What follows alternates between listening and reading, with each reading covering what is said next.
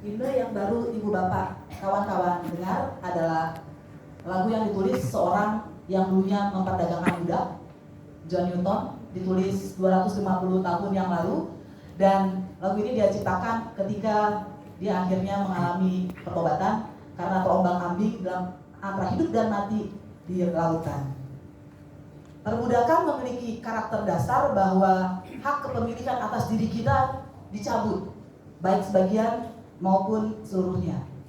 Mungkin Ibu Bapak, teman-teman sekalian berpikir perbudakan sudah tidak relevan kita bicarakan saat ini, sudah tidak ada lagi perbudakan di sekitar kita. Tapi betulkah demikian? Benarkah Bapak Ibu teman-teman memiliki diri kita, diri Bapak Ibu secara penuhnya? Benarkah kita dapat menentukan tindakan apa yang ingin kita lakukan, di mana kita dapat bekerja dan berkarya? Apakah kita benar-benar bebas? 6 pengamen di Cipulir, namanya Andro, Nurdin, Fikri, Fatahillah, Arga, atau Ucok dan Pau tidak merasakan kebebasan itu ketika ditangkap dan diperiksa polisi.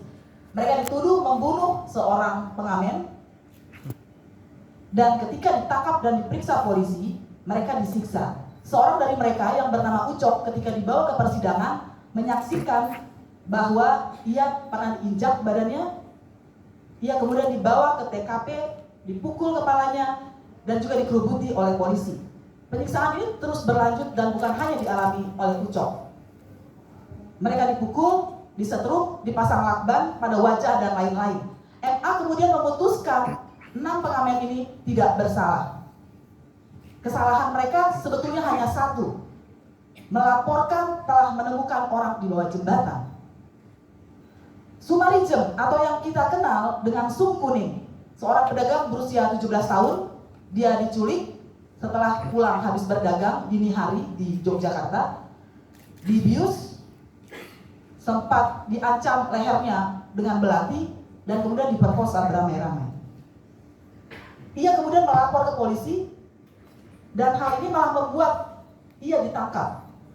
Meskipun kemudian dibebaskan karena tekanan massa yang luar biasa pada saat itu. Ia juga pernah diancam akan disetrum. Ia bahkan sempat dituduh anggota Gerwani yang identik dengan PKI. Pada suatu malam, polisi mendatangi Sum Kuning dan menyuruh dia menanggalkan pakaian. Untuk apa? Agar polisi bisa melihat apakah ada tanda-tanda palu-arit di tubuhnya. Ujung laporan Sum Kuning ke kepolisian membuatnya menjadi terdakwa atas tuduhan memberi keterangan palsu dengan sanksi 3 bulan penjara. Untung saja hakim pada waktu itu membebaskannya. Salah satu tanda kita memiliki diri kita secara utuh adalah kita dapat memberikan persetujuan atau konsep atas semua tindakan yang kita lakukan. Salah satu pemikiran yang relevan adalah persetujuan rakyat. Salah satu pemikiran yang relevan adalah pemikiran Gramsci.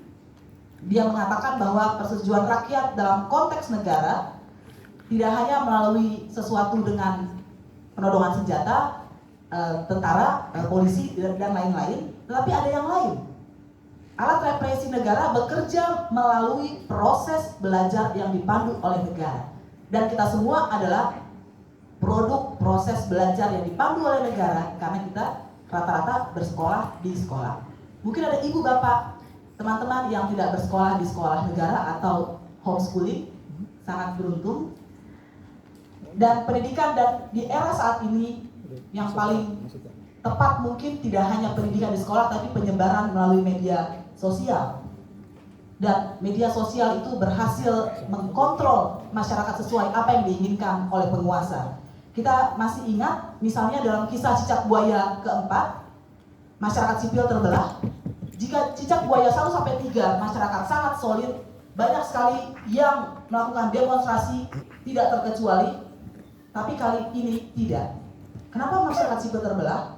Karena ada narasi adanya kadrun dan juga Taliban di KPK. Saya pertama kali mendengar itu bersama teman-teman lain berpikir ini isu paling aneh, saking anehnya nggak mungkin dipercaya, jadi kita tidak usah membantahnya. Dan semakin lama kami menyadari bahwa isu ini tidak aneh buat publik, isu ini dimakan. Tetapi tentu saja antara yang tetap lantang membela pemberantasan korupsi dan mereka yang kemudian mundur, kita sama-sama menyaksikan, kita sama-sama produk dari represi negara sebetulnya dalam konteks Gramsci begitu ya. Yang menarik buat kami para pembela, pertama kalinya nama baik kami para pembela diperbaiki, biasanya jadi komunis atau liberal, kali ini berkat perdebatan itu sekarang kita menjadi kader, kan lumayan ya. Saya pikir itu tidak akan pernah terjadi, cap itu tidak akan pernah hilang dalam diri kami, tapi ternyata terjadi juga. Syukur, alhamdulillah. 58 orang yang terkena tes wawasan kebangsaan itu bukti nyata sebetulnya bahwa persetujuan, konsen, atau kebebasan yang menjadi ciri dasar manusia sulit sekali untuk dicapai.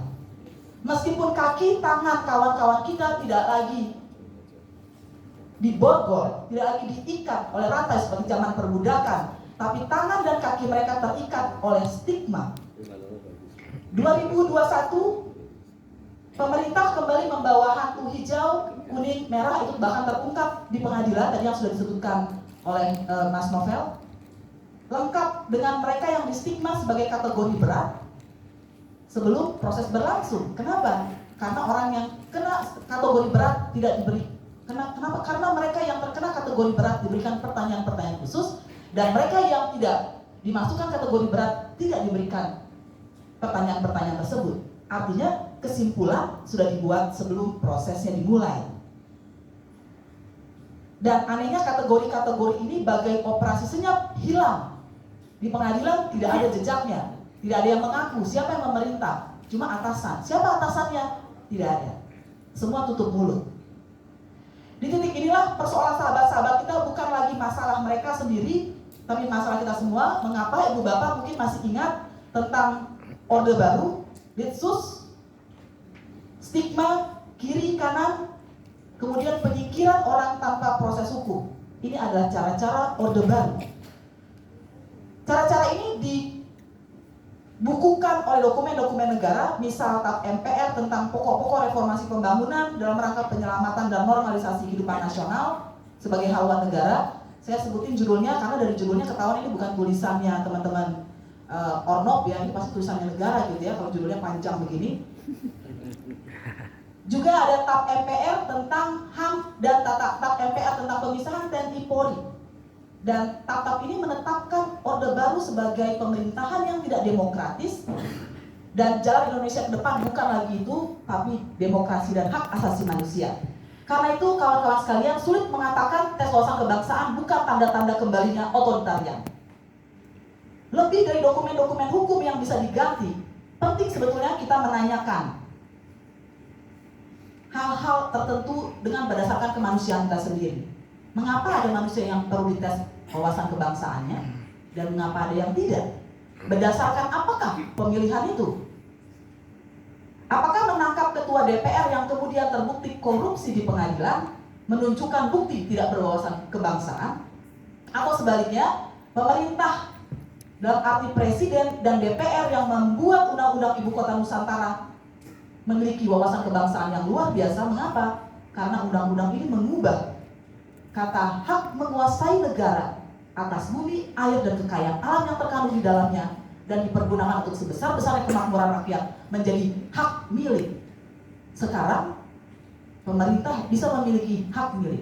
Ketika saya mengungkapkan ini, ada seorang senior yang mengatakan kalau punya hak milik berarti bisa dijual. Kisah tes wawasan kebangsaan ini tidak mungkin dilepaskan dari rangkaian revisi Undang-Undang KPK pada tahun 2019. Juga rencana pengesahan RKUHP yang hendak mengikat tangan lebih luas lagi masyarakat. Dan juga rangkaian berikutnya pada tahun 2020 saat Omnibus Law Cipta Kerja disahkan. Dan benar kata orang bijak, saya menjadi saksi bahwa pernyataan sangat benar. Kejahatan selalu menciptakan lawannya, dan kaum muda bersama buruh dan masyarakat sipil lainnya pun bergerak.